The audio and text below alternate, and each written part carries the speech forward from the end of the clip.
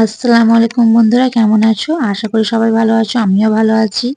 Sweet dreams কিচেনে তোমাদের স্বাগত জানিয়ে আজকে আমি উচ্ছে দিয়ে মাছের ডিম দিয়ে রান্না করব।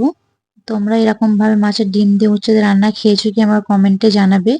যদি না খেয়ে থাকো রেসিপিটা ফলো করবে, খেতে কিন্তু খুব ভালো লাগে।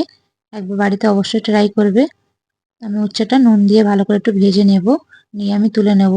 একই তেলে একই প্যানেতে আমি এখানে পেঁয়াজটাও ভেজে নেব লাল করে।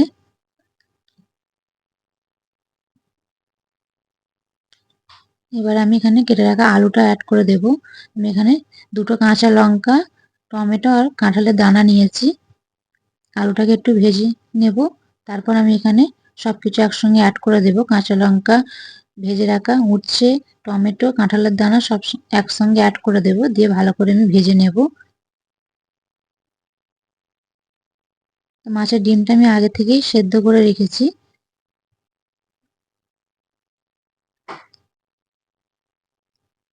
এবার আমি ভালো করে কষিয়ে নেব। একটু একটু লাল লাল হয়ে আসলে আমি এখানে সব রকম মশলা অ্যাড করে দেব।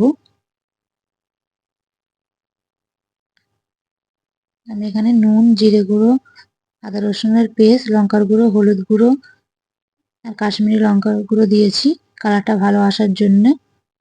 দিয়ে ভালো করে কষিয়ে আমি এখানে মাছের ডিমগুলো কেটে কেটে উপরে বসিয়ে দেব। তোমরা যারা উচ্ছে খেতে পছন্দ করো না, এরকম ভাবে একবার রান্না করবে, খেতে কিন্তু খুব ভালো লাগে। আর মাছের ডিমটা তোমরা বড়া করেও চাইলে ওপরে এরকম দিয়ে দিতে পারো। ডিমগুলো এবারে আমি হাতে করে এরকম ভাবে কেটে কেটে উপরে দিয়ে দেব।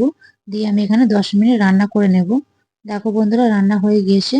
কত সুন্দর লাগছে দেখতে, যত সুন্দর লাগছে কিন্তু তত সুন্দর খেতেও হয়েছিল। রেসিপিটা ভালো লাগলে অবশ্যই সাবস্ক্রাইব করে দেবে বন্ধুরা, পাশে থাকা বেল আইকনটা প্রেস করে রাখবে।